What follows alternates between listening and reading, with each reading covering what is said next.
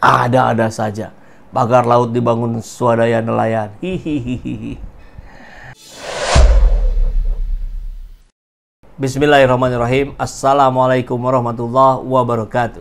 Selamat datang di ruang kedaulatan rakyat, di mana kebebasan berekspresi tak boleh dipungkam. Sahabat Cecet, hari ini nalar rakyat diuji dengan berbagai kejadian yang nyaris tak masuk akal, atau boleh dikatakan sama sekali tak masuk akal. Ada kebohongan-kebohongan yang tampak nyata dalam indikator-indikatornya. Jaringan Rakyat Pantura klaim pemagaran Laut Tangerang inisiatif warga untuk atasi abrasi. Coba nih, masuk di akal kita nggak ya? Miliaran oleh orang-orang yang mengaku juga mahasiswa. Ini mahasiswa apa nelayan? Apa mahasiswa sedang menyamar sebagai nelayan, atau nelayan nyaru sebagai mahasiswa? Atau sebenarnya juga bukan mahasiswa, tapi mahasewa untuk mengklaim sebagai mahasiswa sewaan.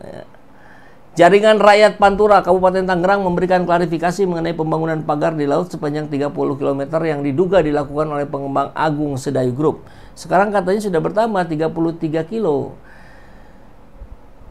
Kalau bukan Agung Sedayu Group, siapa lagi? Kan gitu pertanyaan kita kemarin. Ternyata pada muncul yang ngaku nih. Atau dibayar untuk ngaku.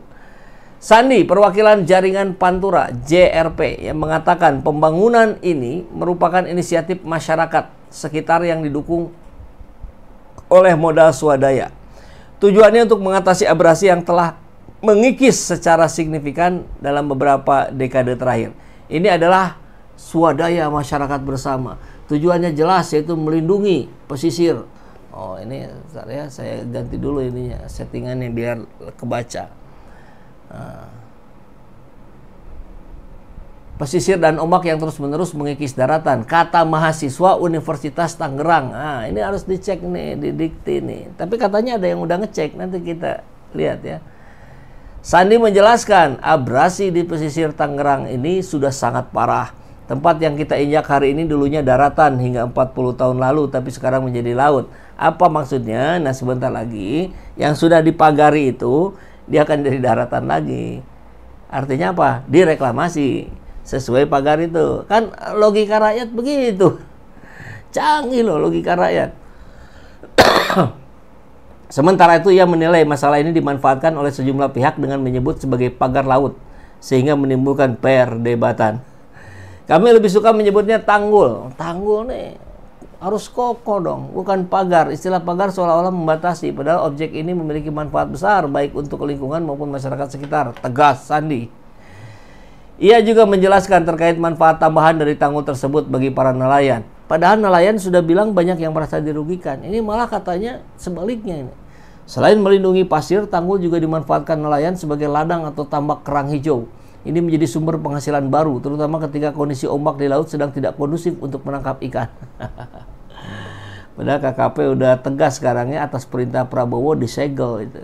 Ini berani melawan Prabowo ini. Hati-hati Sandi. Tapi kan Sandi bayaran katanya.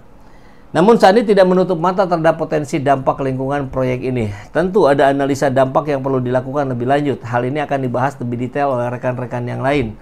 Lemparkan ke pihak lainnya. Gaya Jokowi lah, udah tahu kok, tanya saya. Yang pasti nelayan dari berbagai desa telah menyatakan aktivitas mereka tidak terganggu oleh keberadaan tanggul itu. Yuk dibongkar saja, siapa yang setuju. Dapat duit tidak? Gitu saja mudahnya ya. Ampun, ini klaim kok telat sekali ya. Pemanggilan Kemen KKP soal pagar laut, ini jawaban JRP. Jadi JRP ini, Sandi ini, nama lengkapnya Sandi Marta Praja. Nah, dia menanggapi bahwa dia dipanggil KKP. Jadi dia keluar uang miliaran untuk bikin pagar, tapi nggak bikin izin. Coba gimana logikanya? Padahal urunan itu. Kalau urunan orang pasti takut lah. Soal pemanggilan itu kewenangan KKP. Nelayan di sini tidak mengerti proses, mekanisme, prosedur, dan lain-lain. Kami hanya berusaha menjaga agar tidak terjadi abrasi, serta untuk memudahkan mencari ikan untuk bertahan hidup. Faktanya, nelayan yang diwawancarai itu terganggu justru dalam proses mencari ikan. Kan nalar kita nih diobrak-abrik. Terlebih sambung Sandi, nelayan di sini kurang edukasi dan minim bantuan dari pemerintah Kabupaten Tangerang. Masih bagus mereka tidak mencuri, membegal, dan melakukan tindak kriminal lainnya. Hanya berinisiatif mempertahankan profesional sebagai nelayan. Ya, tapi uangnya dari mana? Kan itu soalnya ya. Nggak mungkin gitu. Mereka bisa mengumpulkan miliaran. Diketahui, Dirjen KKP menegaskan bakal memberikan sanksi terhadap pelaku pemagaran. Yang diberlakukan itu pemberian administrasi sehingga denda. Administrasi apa ya? Pasti akan disanksi sesuai aturan berlaku karena ini negara punya aturan, tidak bisa semena-mena memagari laut begitu saja. Itu Dirjen KKP yang bajunya kemarin kita bahas kayak tentara itu, kayak militer. Nggak usah lah, di militer-militer ini biasa aja lah. Ipung namanya ya. Ipung menuturkan pihaknya memberikan waktu 20 hari usai dilakukan segel agar dicabut sendiri. Jika tidak, maka akan dilakukan pembongkaran paksa. Kenapa tidak langsung membongkar? Ya, namanya proses. Itu kan bertahap. Kalau mereka mau, bagus. Kalau tidak, kami tindak.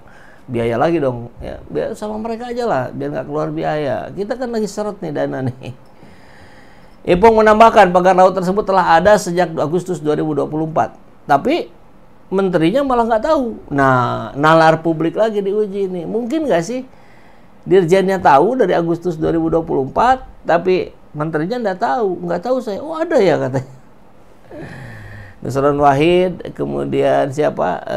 AHY kan pada bilang begitu, nggak tahu katanya. Cari aman itu nggak tahunya ya. Saat itu pihaknya langsung memeriksa lokasi dan mendapati ada pagar baru sepanjang 7 km. Baru 7 itu. Dibiarin kan, kalau tempo hari langsung tegas disegel nggak mungkin tuh sampai 30 km. Nah, jadi inspirasi pagi dari Papa Loren.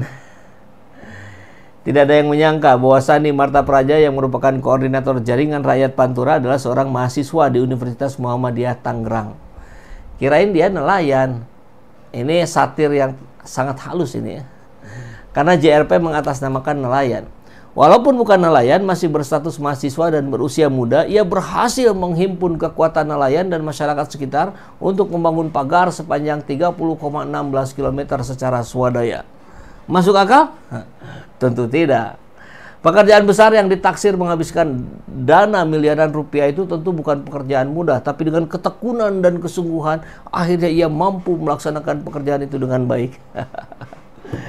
Semoga sosok Sandi bisa menjadi inspirasi bagi para pemuda di Indonesia di seluruh bumi agar terus memberikan kontribusi bagi bangsa dan negara.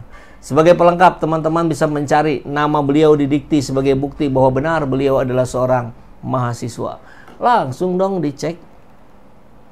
Nama Sandi Marta Praja tidak ditemukan di pangkalan data Dikti. Mungkin dia mahasiswa abroad yang lagi liburan di Indonesia dan mengisi liburan dengan menjadi koordinator JRP. Jadi mengaku mahasiswa ternyata mahasewa. Jadi dia bukan mahasiswa, dia disewa saja untuk ngaku mahasiswa. Ini merusak citra Muhammadiyah loh, hati-hati loh. Bentar lagi bicara tuh Universitas Muhammadiyah Tangerang itu. Aduh, ini juga pemuda hebat juga ini yang melanggengkan Gibran menjadi wapres ya, orang ini yang menguji ke MK. Anaknya Boyamin Saiman, ketua Maki. Jos ya. Nah, harusnya begini kalau ditanya-tanya. Hah? Hah?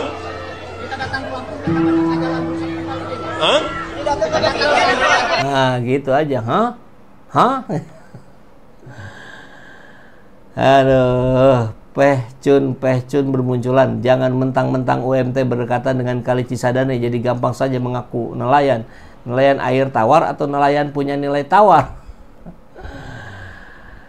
Sindirannya kehalusan ini. Dan tulisan Rizal Fadilah. Ada-ada saja. Pagar laut dibangun swadaya nelayan. Hihihihi.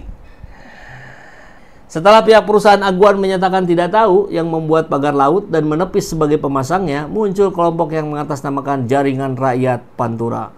Mengaku secara swadaya telah membuat pagar itu dengan tujuan memitigasi abrasi dan tsunami demi kepentingan nelayan, katanya.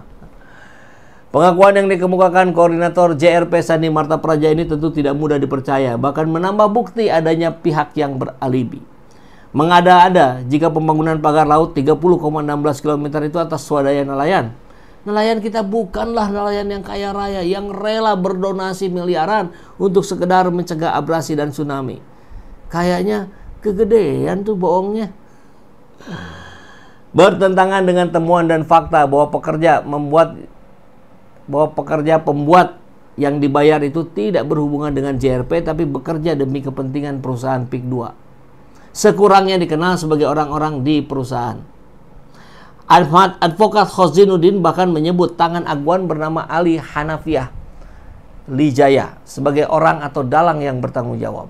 Pihak penegak hukum sesungguhnya sudah bisa mulai bertindak pasca penyegelan KKP dengan memanggil dan menyidik Sandi Marta Praja dan Ali Hanafiah. Itu pintu awal untuk mendobrak motif jahat pihak tertentu dari pembuatan pagar laut. Dugaan adanya rencana penggusuran dan perluasan pantai patut segera dibuktikan. Masalah pegunungan, pengurugan Agwan yang punya cuan memang ahlinya. Dahulu ia pernah diperiksa KPK atas dugaan suap kepada anggota DPRD DKI soal rakerda reklamasi Pantai Utara Jakarta. Sayang, Agwan dapat melepaskan diri dari proses lanjutan. Kini, dengan PIK 2, Agwan membahayakan pejabat, aparat, aktivis, hingga ulama dan kiai. Pak Agil Sirot kemarin katanya menyetujui ya PIK 2. Wah. Tidak mungkin pembuatan pagar laut itu tidak diketahui lama oleh kepala desa, camat, bahkan bupati dan gubernur, termasuk KKP dan aparat penegak hukum. Hanya diduga semua tutup mata karena hal itu adalah bagian dari proyek besar kepentingan PIK 2. Kasarnya, siapa sih yang berani mengusik Agwan yang dilindungi Jokowi? Pagar laut tidak mungkin pula dibuat oleh jin atau alien sehingga tidak diketahui siapa yang bertanggung jawab. Yang jelas, genderuwo intimidasi rakyat agar melepas hak tanahnya masihlah gesit bergentayangan. PIK 2 adalah proyek hantu para teroris. Tentara dan polisi pun ikut lari-lari ketakutan. Moga saja Prabowo tidak. Pagar laut hanya satu teror. Hanya satu kasus teror. Nelayan jelas sangat dirugikan. 1000 kasus menyelimuti PIK 2. Karenanya semua harus dibongkar habis. Mulai tangkap dan interogasi pembuat pagar, perintahkan secara hukum, bongkar pagar, bongkar suap cuan-cuan, cabut PSN, batalkan PIK 2. PIK 2 menjadi kamuflase investasi untuk aneksasi, invasi, dan kolonialisasi. Bongkar patung naga yang menjadi simbol dari arogansi penjajahan kaum oligarki. Tangkap Agwan dan Jokowi sang penggerus kedaulatan rakyat, hukum, dan negara. Hancur negara ini oleh perilaku kolusi dan korupsi. Investasi hanya jembatan bagi para penjahat untuk menginjak-injak demokrasi. Tulisan yang sangat bagus. Nalar rakyat diuji, Anda berpihak kemana? Assalamualaikum warahmatullahi wabarakatuh.